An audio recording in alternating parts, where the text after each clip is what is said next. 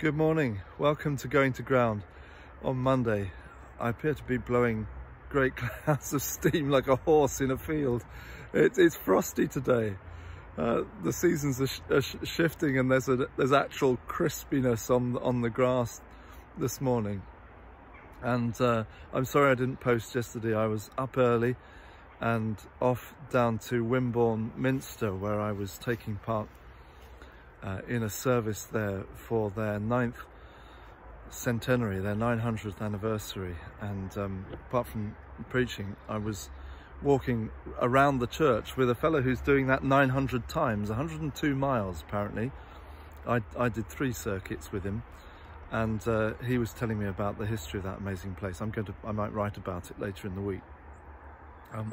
But it was a busy weekend with the ordinations on Saturday, and I just had time on Saturday to do a little song for Going to Ground.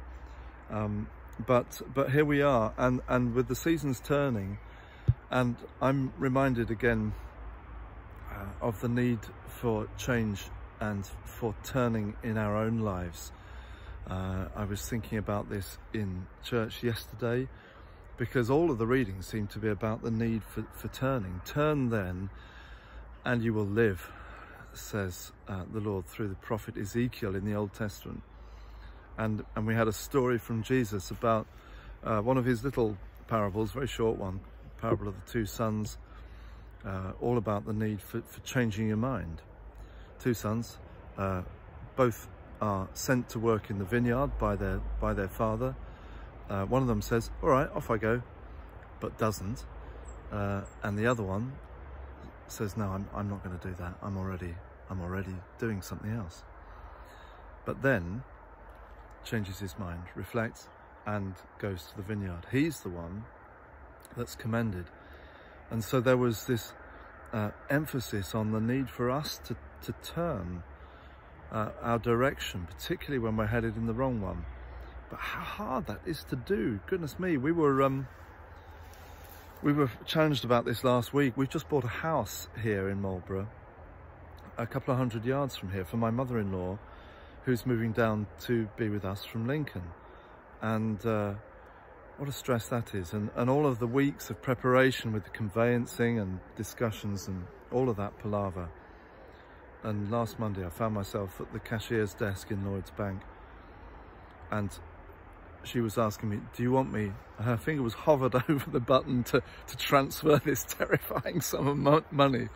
And just as she was about to press the button, my phone rang, and it was Rebecca, my wife, saying, "Hold fire, wait, there's something else we need to get sorted first." And it was all I could do not to just say, "No, pay the money, keep going," because there was momentum. We were already heading in that direction. We were rolling on, and it's so hard to stop, to take stock, to say, "I'm sorry, we need to do something. I need to just change there." Thankfully we did, and we completed a little later on. But it's hard to do. Hard when our lives are heading in a certain direction. We think, "I can't turn around now. It would be so embarrassing. It would be so inconvenient for everybody." But good leadership and personal maturity demands our readiness to change our direction, to repent. This is the Bible's word for it. To physically turn around and face another way, to turn and to change. So important that we do so. Like in, did you see the film 1917? Shot most of it on Salisbury Plain, of course, not so far from here. And the message comes to the officer towards the end to call off the attack, and he's just primed, him and his men are just primed and ready to go over the top. And even though he knows it would mean certain slaughter for his men, you can see the agony on his face as he tries to work out, can I change at the last minute? Surely not, after all this preparation. Anyway, that's the challenge for me this week, and I share it with you.